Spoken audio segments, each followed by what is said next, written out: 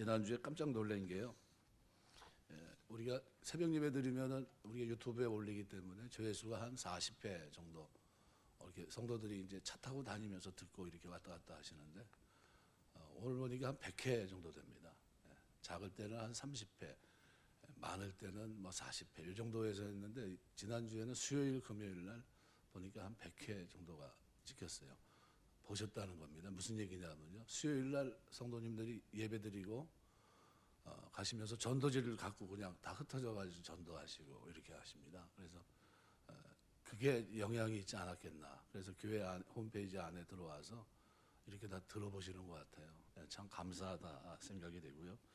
그런 의미에서 우리가 골로새서 말씀을 이미 한번 묵상한 적이 있습니다. 했는데 그래서 이 전도에 대해서 특별히 기도의 중요성을 다시 한번 강조하면서 지나가야 되지 않겠나 생각이 돼서요.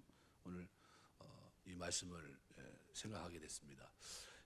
알베르트의 기도의 손, 화가이면서 유명한 이 기도의 손의 유래를 혹시 알고 계신지 모르겠습니다. 우리 교회 요 앞에 요 성전 앞부분도 기도하는 손을 형상화한 겁니다. 그래서 두 손 모아 기도하는 장면인데요. 사실은 이 둘 다 친구 둘이서 꿈을 가지고 있었어요. 화가에 대한 꿈을 가지고 있었는데 둘 다 형편이 안 됩니다. 그래서 친구끼리 이런 얘기를 합니다. 야, 네가 먼저 해라.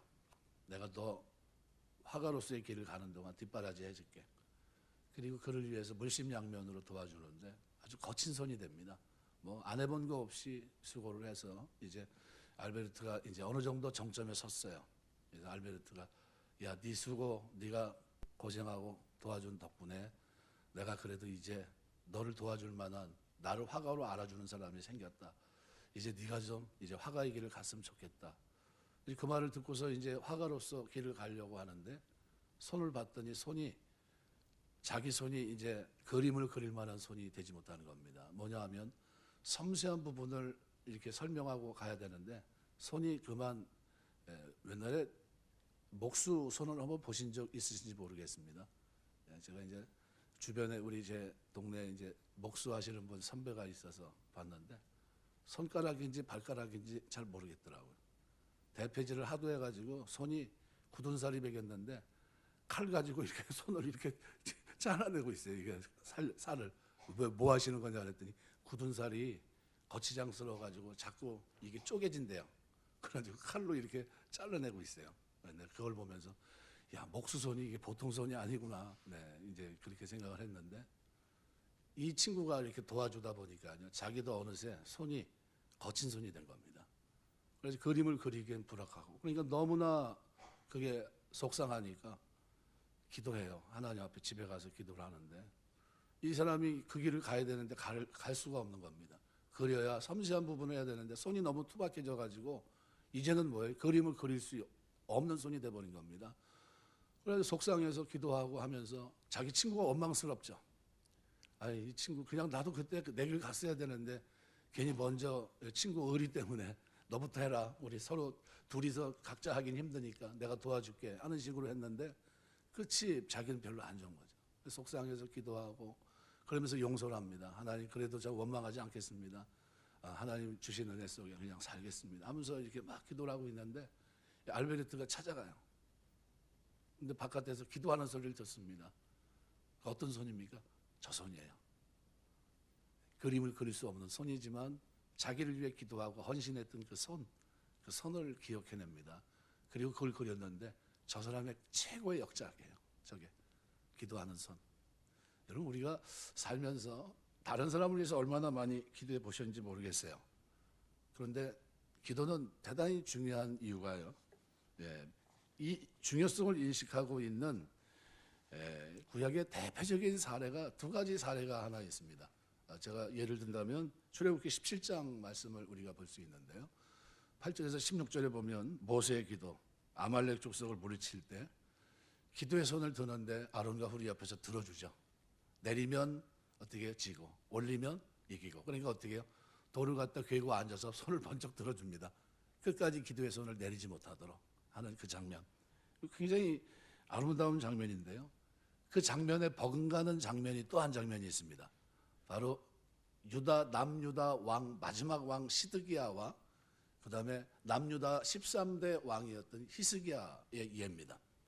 그러면 히스기야는 말 그대로 샘플입니다.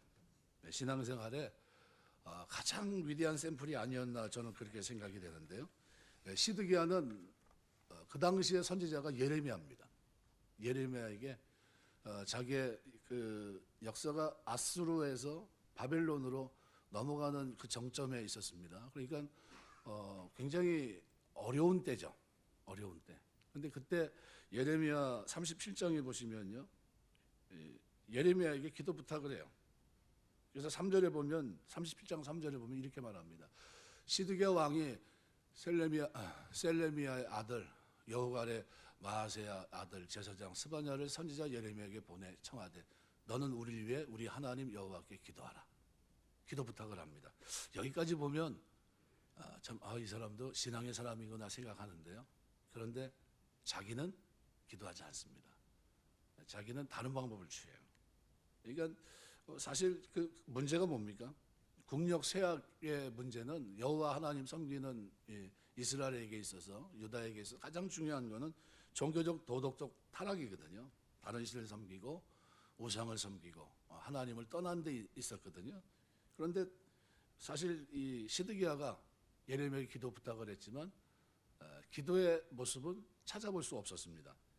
여기에 비교할 수 있는 사람이 남유다 13대 왕 히스기야인데요. 히스기야는 아수르 군대가 침입했을 때 우리가 잘 아는 대로 이사야 37장 1절에 4절을 보시면요. 히스기야가 소식을 듣고 어떻게 자기 옷을 찢고 굵은 베옷을 입고 여호와의 전으로 갔고 왕궁 맡은 자 엘리야김, 서기야, 셈나 제사장 중 어른들도 굵은 베옷을 입은지라 왕이 그들을 아모스 아들 선지자 이사야에게로 보내매 그들이 이사야에게 이르되 히스기야의 말씀에 오늘은 환난과 책벌과 능욕의 날이라 아이를 낳으려 하나 해산할 힘이 없음 같도다. 당신 하나님 여호와께서 랍사게의 말을 들으셨을 것이라 그가 그의 성전 아수르 왕의 보냄을 받고 살아계신 하나님을 회방하였은즉 당신의 하나님 여호와께서 혹시 그 말로 말미암아 견책하실까 하노라. 그런즉 바라건대 당신은 남아있는 자를 위하여 기도하라 하시더이다 아니라. 그리고 히스기야는 어떻게 기도합니까? 얼굴을 파묻고 하나님 앞에 기도해요. 사신 하나님 앞에. 그리고 뭐라고 합니까? 자기 병 고칠 때도 마찬가지였지만 내가 주 앞에서 행한 일들을 추억하옵소서 하면서 기도하거든요. 어떻게 됐습니까? 결과는 사뭇 다릅니다. 시드기야는 어떻게 됐습니까? 시드기야는 자기 자녀들이 적의 칼에 의해서 다 죽습니다. 그리고 자기는 두 눈 뽑혀서 이제 비극적인 주인공이죠. 두 눈 뽑혀서 잡혀가는. 그러나 히스기야는 어떻게 됐습니까? 일어섭니다. 그 장면에서 승리하는 모습을 보이죠. 우리는 제가 왜 이 얘기냐면 구약의 아주 중요한 샘플이 이것이 아닌가. 그죠? 그래서 모세의 기도라든가 이런 기도를 통해서 우리가 이것을 알아야 되고요. 중국 선교를 감당했던 허드슨 테일러는 자기를 위해서 스코틀랜드 한 교회 성도가 6년 동안 하루도 거르지 않고 기도해왔다는 것을 나중에 알게 됩니다. 그는 복음이 전해지지 않은 곳에 가서 늘 어떻게 가장 열악한 곳에 이제 가서 복음을 전했는데 놀랍게도 성장이 가장 빨라요. 놀라운 결실이 맺힙니다. 이유를 알지 못했어요. 이상하다. 왜 나는 잘 되지? 나는 복음을 전하는데 왜 이렇게 잘 되지? 그러면서 갔는데 나중에 갔더니 보니까요. 본국에 가봤더니 스코틀랜드 한 교회 성도가 6년간 자기를 위해서 하루도 거르지 않고 늘 기도하고 있었다는 거예요. 지난주 이제 우리 교회 노회 내 시찰 내 어떤 목사님이 교회 좀 이제 했는데 좀 와서 보라고 그래서 이제 갔는데 그때 이제 그 목사님이 그러더라고요. 목사님은 몇 대 내려가서 신앙생활 하시지만요. 기도한 것도 많이 하고 선조들이 싸운 것도 많지만요. 목사님 저는 1대입니다. 제가 당대 예수 믿고 이 복음의 씨앗을 뿌려야 되는 1대입니다. 저는 눈물 많이 흘려야 되고요. 그리고 포기할 수 없습니다. 그래서 제가 개척교회를 내가 포기했었는데 다시 일어서려고 합니다. 그러면서 제 얘기를 하는 거예요. 그러면서 이상하다는 거예요. 목사님을 제가 이렇게 보면서 내가 목사님보다 못한 게 별로 없는데 그런데 왜 목사님은 잘 되는 것 같고 자기는 왜 이렇게 힘든지 모르겠다고. 그러면서 어느 날 다른 사람에게 들었대요. 목사님 몇 대 내려가면서 신앙생활하고 있고 외할머니 때서부터 신앙생활이 쭉 이어져 온 거고 자기는 당대다. 그래서 그런 얘기를 하면서 얘기를 하더라고요. 그러면서 힘들다고 얘기했어요. 그래서 그러냐고. 이제 그러고 이제 돌아왔는데 그래서 그 교회 좀 도와주려고 그래요. 일어서려고 몸부림치니까. 그래서 한번 얘기해서 성도들이 헌금한 거 거기에 모자르면 내가 더해서 내가 내겠다 해서 그런 심정으로 그래 해자 했는데 그게 처음에는 성덕이 김민호 목사하고 둘이서 간판이나 하나 해주자 했던 게 이제는 그 교회에서 헌금을 해가지고요 성도들이 그 리모델링을 다 해주기로 했어요. 그래가지고 간판만 우리에게 넘긴 겁니다. 그렇게 됐어요. 간판을 둘이 하려고 했다가 간판은 우리가 하기로 하고 나머지는 그 저희 인테리어 업자도 자기네가 하고 헌금 드린 것도 있고 하니까 그걸로 싹 해서 넘겨주겠다 얘기하더라고요. 그래서 야 이게 하나님 하시는 게 4년 반을 기도했대요. 눈물로 하나님 다시 할 수 있게 해달라고. 내가 이게 견딜 수 없습니다. 내가 이대로 끝날 수는 없지 않습니까? 하면서 매달리면서 기도했는데 이 하나님이 그렇게 역사하시는 것 같아요. 그래서 참 감사하다 생각이 되고요. 기도는 능력입니다. 기도는 여러분 우리가 살면서 여러분 기도 많이 하시기 바랍니다. 그런데 기도 많이 하는데 오늘 본문은 우리에게 중요한 기도의 자세를 가르쳐줘요. 그래서 오늘 본문의 첫 번째로 기도할 때 어떻게 기도해야 되냐 하면요. 기도를 계속하고 기도에 감사함으로 깨어있으라 얘기합니다. 기도를 하되 계속하라. 온전히 헌신하라는 겁니다. 쉬지 말고 기도하라는 겁니다. 기도를 계속하되 자신이 기도하니라 온전히 헌신하고 쉬지 말아라. 이것이 사무엘이 얘기한 대로 내가 기도하기를 쉬는 죄를 범치 않겠다라는 자세예요. 하나님 내가 일상을 살면서 밥을 일정한 음식을 먹는 것보다 기도하는 것을 중요히 여기겠습니다. 내가 밥은 못 먹는 한이 있어도 기도는 꼭 하겠습니다. 이런 자세예요. 이게 기도입니다.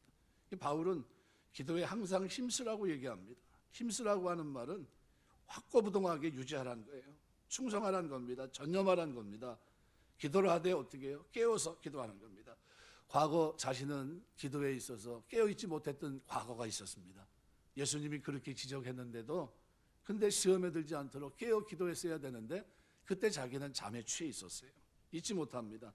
그래서 이 깨어 있으라고 하는 이 단어가요. 현재 명령 분사로 되어 있습니다. 계속 깨어 있어야 돼요. 일상생활에서 깨어 있으라는 단독 명령이 아니라 기도하는데 힘쓰고 기도에 깨어 있으라는 명령이에요.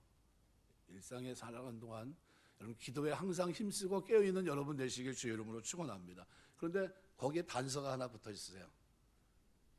감사함으로 해요. 다니엘서 6장의 10절에 보면 다니엘이 기도할 때 지금 뭐예요? 왕의 조소가 내렸거든요. 기도 못하게 됐습니다. 그런데 어떻게 해요? 기도합니다. 그렇게 되면 어떤 일이 벌어질지 모르는 게 아니에요. 그런데도 기도합니다. 그런데 그 기도의 자세가 뭐예요? 감사함으로. 여러분 우리가 기도할 때 여러분 감사함으로 기도하시길 주의 이름으로 축원합니다. 기도할 때 기도하라고 그러면요. 입이 이렇게 나와요. 왜 내가 뭘 잘못했나 기도하라고 그러지?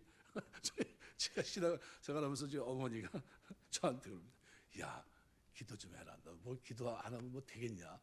신학하는 사람이 말이야. 기도 열심히 해야지. 막 그럽니다. 그러면 내가 그 잔소리거든요. 그만 좀 하시면 좋은데 얼마나 듣기 싫었겠어요. 한 얘기 또 하고 한 얘기 또 하고. 제가 오죽하면 제가 어렸을 때 밥 먹을 때 제가 식습관이 왜 이렇게 빨라졌냐 하면요. 저희 외할머니 돌아가신 할머니 때문에 할머니 기도하면 한 20분 해요. 솔직히 한 20분 합니다. 그럼 앞중에 밥상 딱 차려놓으면요. 그냥 집안을 다 훑어요. 그냥 싹. 그러니까 이제 옛날에 뭐 뻔하잖아요. 밥 이렇게 싸주고 그다음에 국 있고 그러면 그거 그냥 가지고 나갑니다. 저는 나가서 먹고 들어와도 기도하고 계세요. 그래 지긋지긋한 겁니다.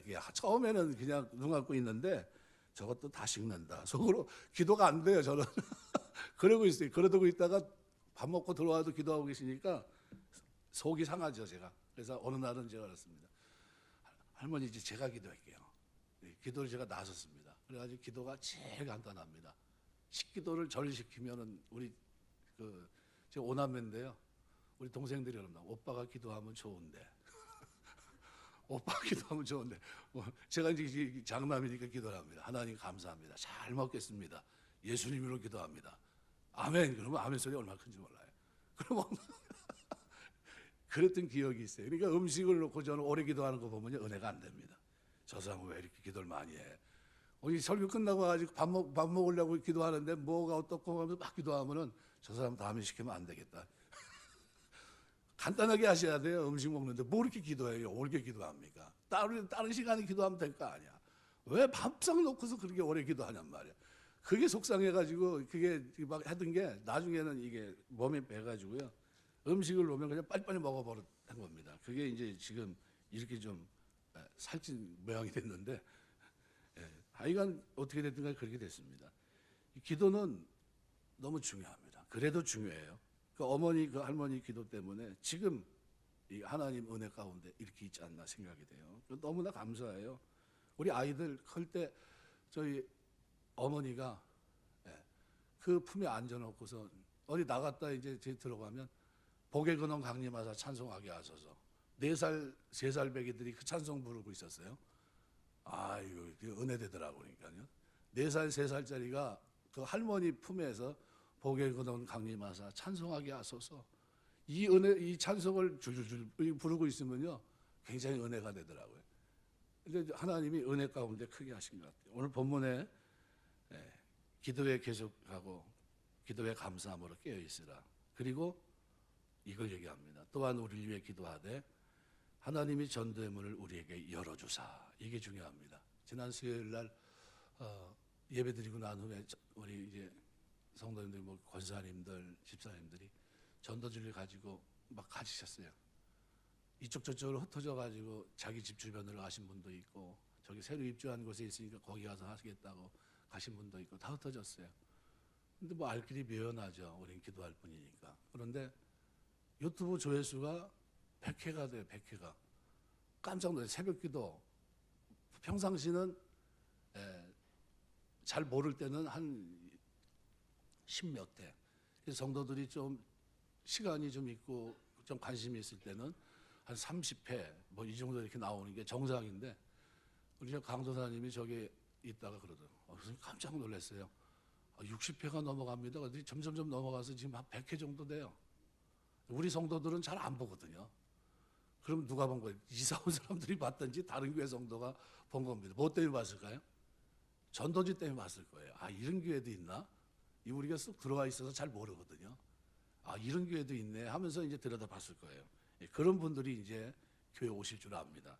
그런데 여기 제일 중요한 게 뭐냐면요, 전도의 문을 열어달라는 기도입니다. 여러분, 이게 왜 그러냐면요, 우리가 이 바울이 제일 먼저 골로새 교회에게 얘기했던 게 그겁니다. 바로 전도의 문. 우리가 기도하면서 한 사람 한 사람 만나는 그 영혼, 그 지역에 닫힌 마음을 열고 복음을 잘 받아들일 수 있도록 우리가 해야 되는데요, 이게 우리 능력 바깥의 일입니다. 잘 안 돼요. 이사야 42장 20절에 보시면요, 내가 많은 것을 볼지라도 유의하지 아니하며 귀가 열려 있을지라도 듣지 아니하는도다. 세상은 복음에 닫힌 마음입니다. 문빗장을 걸듯이요, 닫혀 있어요. 이 마음의 문이 열려 부드러워져야 되는데 이게 잘 안 됩니다. 근데 이거를 여는 게 뭐냐면요, 기도입니다.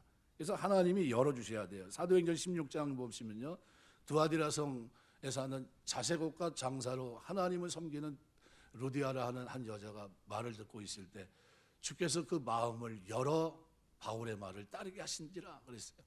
그래서 이 빌립보 교회가 탄생하게 됩니다. 뭐 했을 때요? 마음을 열어줄 때예요. 이 비밀을 말할 때 하나님 마음의 문을 열어주셔야 돼요. 이거 누가 해야 됩니까? 기도할 때입니다. 데살로니가서 3장 1절 보면 정말로 끝으로 형제들아 너희는 우리 위해 기도하기를 주의 말씀이 너희 가운데서와 같이 퍼져나가고 영광스럽게 되고, 이렇게 표현합니다.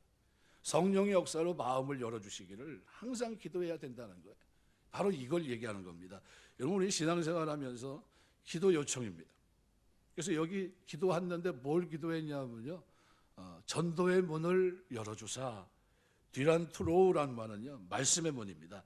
말씀을 전할 수 있는 기회, 복음을 전할 수 있는 기회, 이걸 열어달라는 거예요. 여태까지 어떻게 해요? 방해됐던 마음, 이런 것들, 이 비밀을 전할 수 있게 이제 어떻게 해요? 그 마음의 문을 열어달라는 겁니다. 여기 그 이유는 뭡니까? 오늘 본문에 두 번째로 그 얘기를 합니다. 전대문을 열어주사 그리스도의 비밀을 말하게 하시기를 구하라. 내가 이 일 때문에 매임을 당했다. 이 비밀, 미스테리온이라는 말은요, 그 당시에는 영지주의자들이 아주 썼던 단어 중에 가장 고상한 지식으로 일반 사람들에게는 알려지지 않았고, 그죠? 어떤 특별한 수련을 한 사람에게만 알려진 지식, 이것을 강조할 때 비밀이란 단어 썼어요. 비밀. 이건 누구나 알 수 있는 비밀이 아무도 모르는다는 거죠. 특정한 사람들. 근데 골로새 교회에 충돌했던 이단들이 자주 썼던 이 단어를 통해서 그리스도의 비밀을 말합니다. 비밀. 이 비밀은 뭡니까? 바로 예배소 오늘 본문에 보면 골로새 1장 26절 27절에 보면 이렇게 말합니다.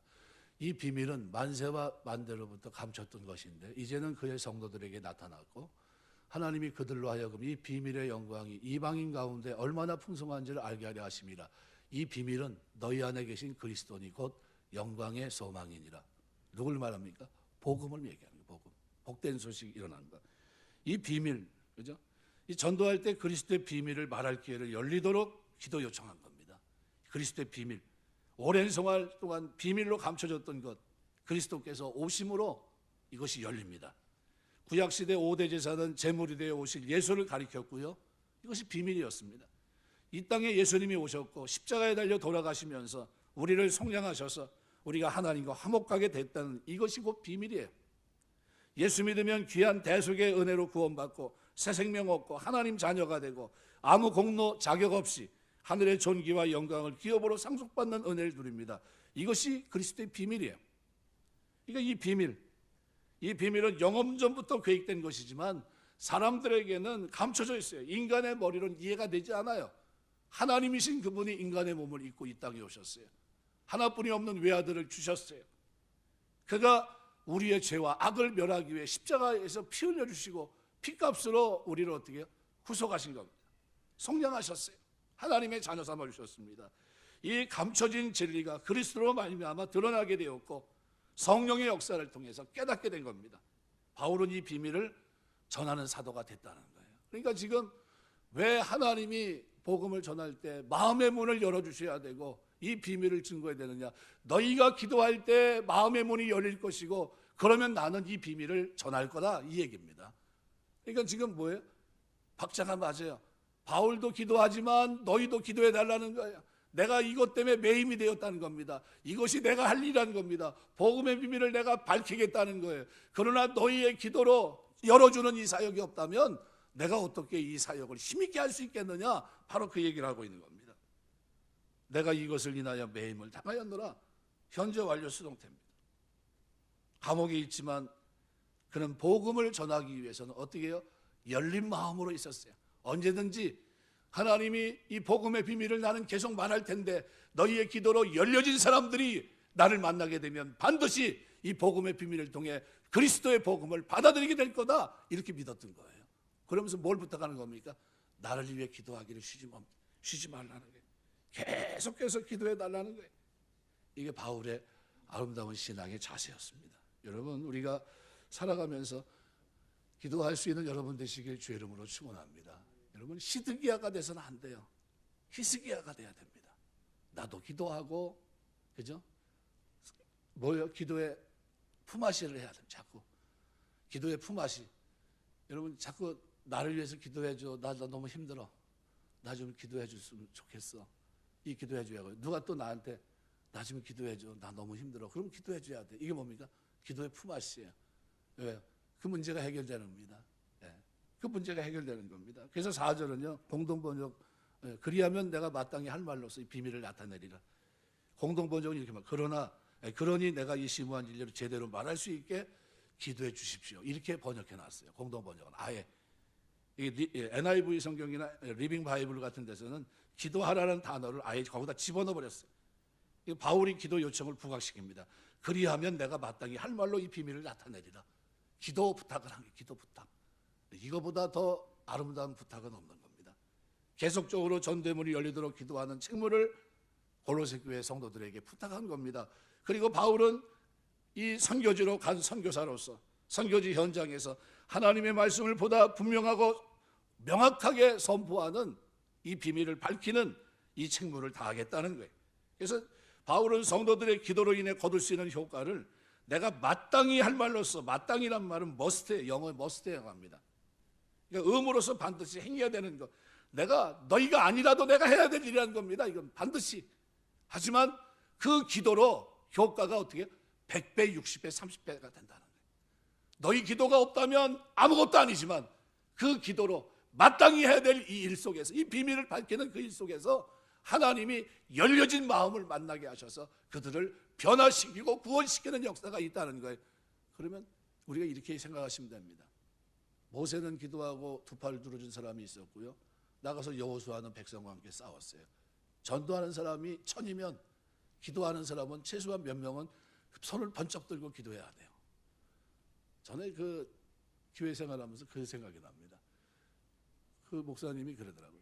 성도들 전도 나가는데 자기는 기도할 테니까 전도하라고 그래서 뭐 같이 나가서 하면 좋을 텐데 뭐 자꾸 기도한다고 그러시나 이제 속으로 그런 생각을 한 적이 있는데, 나중에 가만히 보니까 그 말이 맞아요.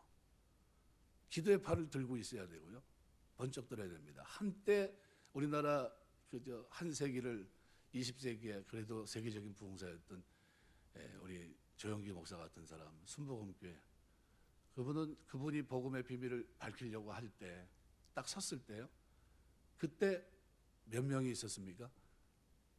밑에 강단에 이번 이 복음의 비밀을 밝히며 복음 전환 이걸 통해 열매 맺게 해달라고 들어간 사람이 제가 알기로 1000명 들어갔다고 해요. 1000명이 기도굴에 들어가서 기도했다고 그래요. 하나님 마음의 문을 열어달라고, 복음의 비밀을 밝힐 때 역사가 나타나게 해달라고. 그래서 기도했던 사람이 그 설교 시간에 그렇게 많은 사람이 들어가서 기도했던 거예요. 이겁니다. 전대문이 열려질 수 있도록 이 책무가, 그만큼 이 기도하는 책무가 중요한 거예요. 이것이 우리 신앙생활과 밀접한 관계가 있는 겁니다. 해도 되고 안 해도 되고가 아니에요. 그래서 바울은 이 비밀을 말하게 하기를 위해서 기도합니다. 내가 힘있게 이것은 어디 가든지 반드시 해야 될 일, 마땅히 해야 될 일이지만 이 해야 될 일 속에서 아름다운 열매를 맺히는 것은 열려진, 너희의 기도를 통해 열려진 마음을 만날 때 아름다운 열매를 맺는다는 겁니다.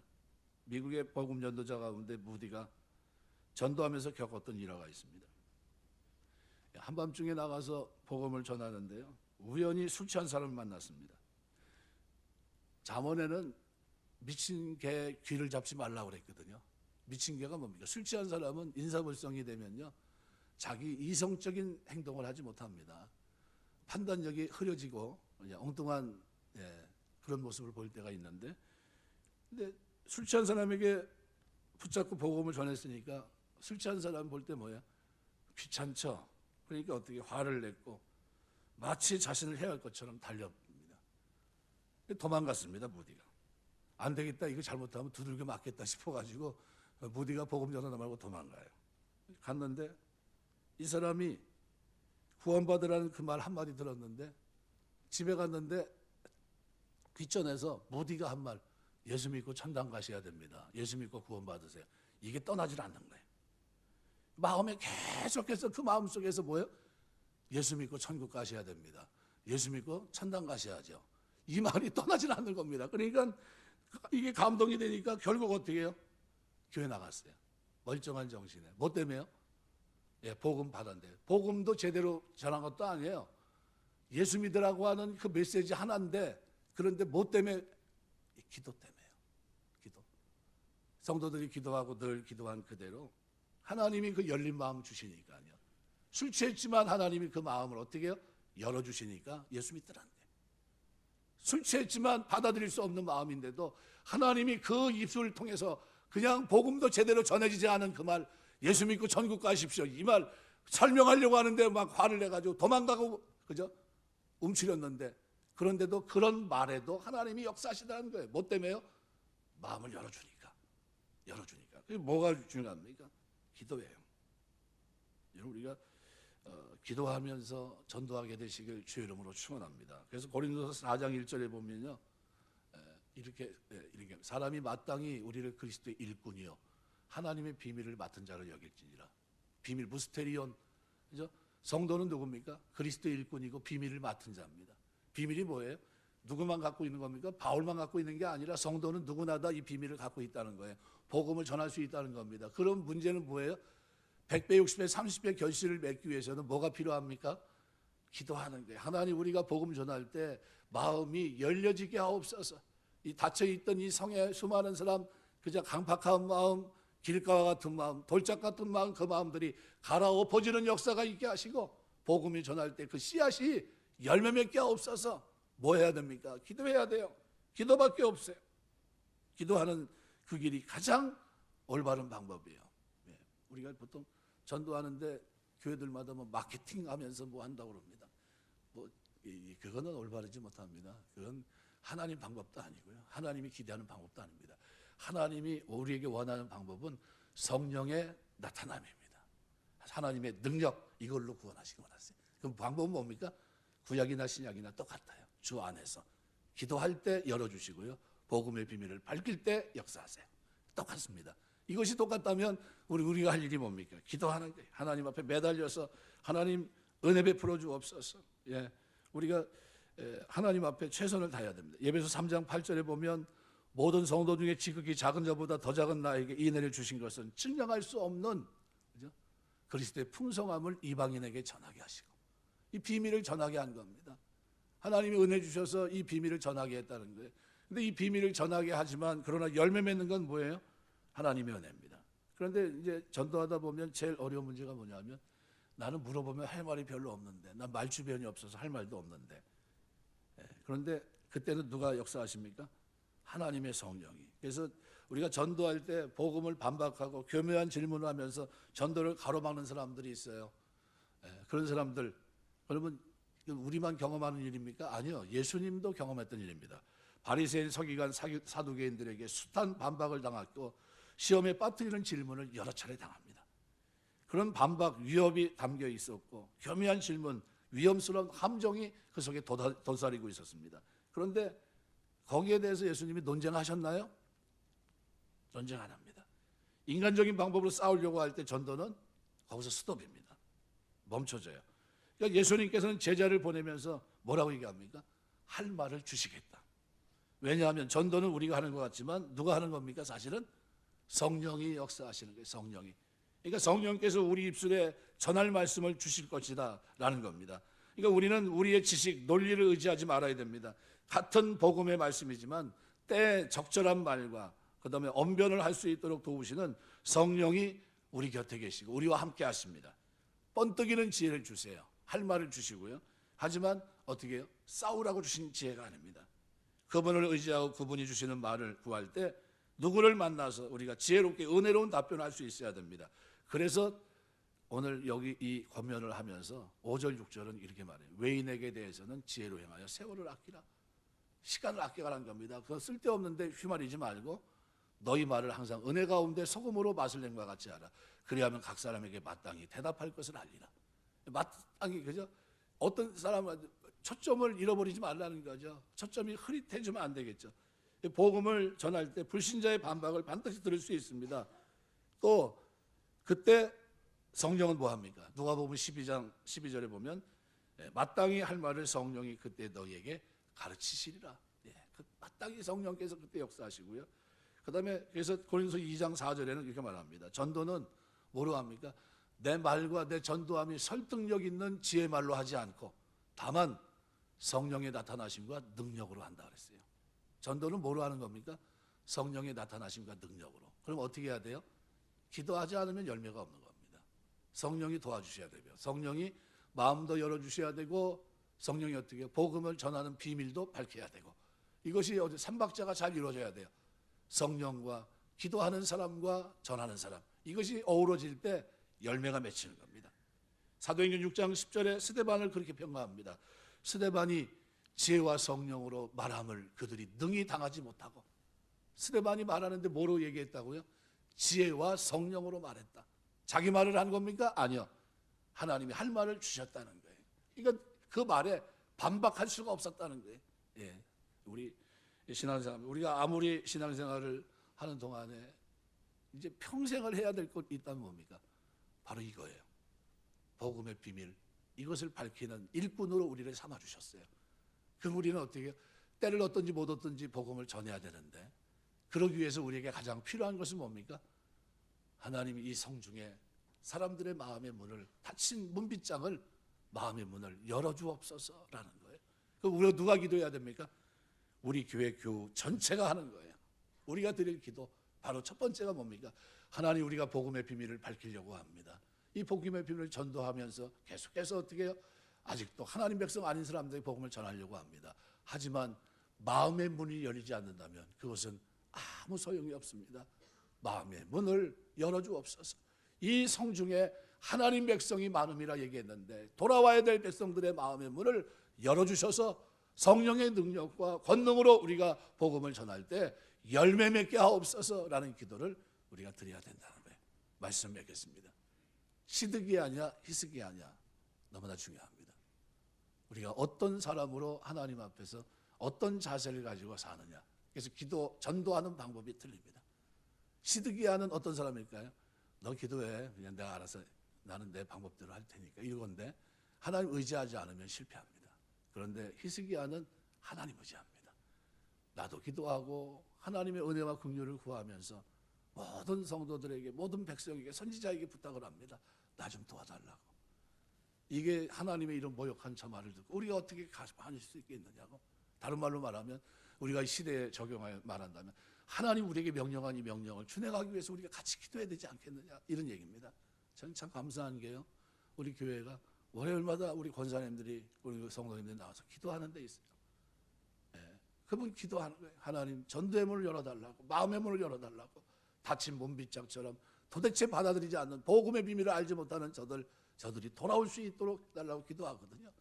그 기도하고 또 수요일 날 이렇게 하니까요, 깜짝 놀랄, 그죠? 유튜브 조회수가 한 100회 정도 나왔어요. 그냥 그것도 새벽 기도, 나 관심도 갖지 않는, 그죠? 짤막한 20분짜리, 예, 그거 뭐 큰 저기가 있겠습니까? 그런데 그 폭발적으로 그것이 확 늘어나더라고요. 예, 여러분, 기도할 때 일어나는 일입니다. 말씀 맺겠습니다. 아무리 많은 사람들에게 복음을 전한다 할지라도 기도하지 않으면 그 온전한 생명의 추수를 이룩하지 못합니다. 사도 바울은 자신도 기도하지만 성도들에게 기도를 요청합니다. 이것이 올바른 모습이에요.